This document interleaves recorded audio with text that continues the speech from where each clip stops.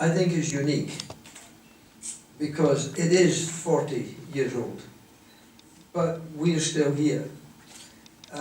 Motor racing in those days was very dangerous.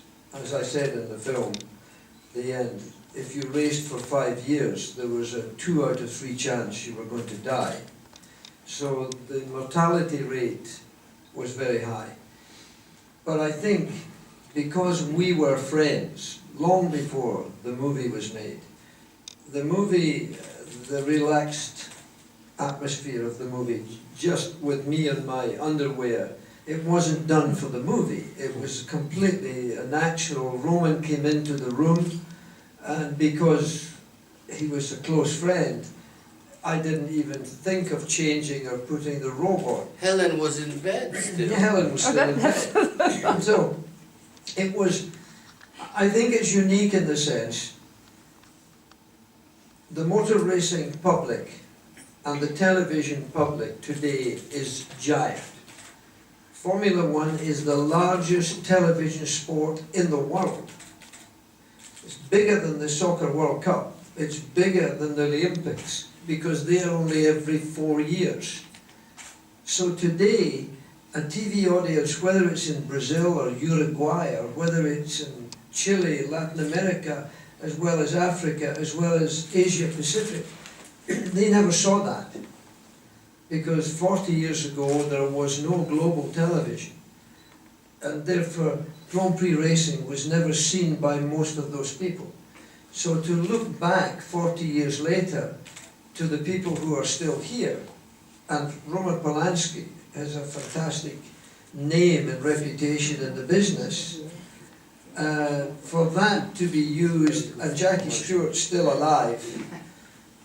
Jackie's great for promotion. So therefore, I think the fact that we saw no barrier between the racetrack and the pits, the box, with Colin Chapman, Ken Tyrrell, Mr. Ferrari, all of these people standing in line, all the engineers, the fuel churns sitting, and nothing between them and the racetrack. If a car had a problem in the rain, like you saw, it could have wiped out all those people. Today, that's simply not possible. So if you're a viewer in Brazil today, and you see this, and you see the sharp curves where Francois, my teammate Francois Sever, just kissed one of the curbs, he broke his wheel, as did Regazzoni. Now, these are little things that are unseen today. They just don't exist. So, turning the clock back 40 years, with 2 of us still alive, and the sport bigger than before, but raw, really raw, you know, just not sophisticated like today. I think that's one of the charms. That's one of the reasons that so far the media have been very generous with their critique, and the general public who have seen it have enjoyed it. It's never going to be a big Chinatown or Rosemary's Baby. It's a little niche of yesteryear with 2 friends that are still alive and are still enjoying life and are still involved in their own business. It's probably unique. The tension on Helen's face in Roman's film is amazing at times for me to see, because she's thinking, you know, the rain's going to come, it's going to be more dangerous. And that was a bigger story than has been illustrated, in fact not picked up by the media. But I think that is part of this film that would not occur today, because what date is this? 17th? It's been 19 years, May, June, July, August, September, October, November, December, 8 months and 13 days since a Grand Prix driver lost his life. For me, the most touching moment of the film is in fact my wife, Helen, because she was in the Hotel de Paris in the Sunday, the Empire room, having breakfast, and she was speaking to Roman. I wasn't there, and she was feeling the tension of the Grand Prix that day, but she was looking at it from the safety point of view, but not the safety. She was looking at the death. Formula One has been in the world since 1950, but long before Formula One, there was Caracciola, there was Nuvolari, there was Chiron, there were many other drivers. The sport, in my mind, has changed only in technology. The animal is the same type of people, exactly the same type of people. I don't think Caracciola was any different than Fangio, or Jim Clark, or Jackie Stewart, or Niki Lauda, or Ayrton Senna, and Alain Prost, or Sebastian Vettel, or Michael Schumacher. I think the animal is the same.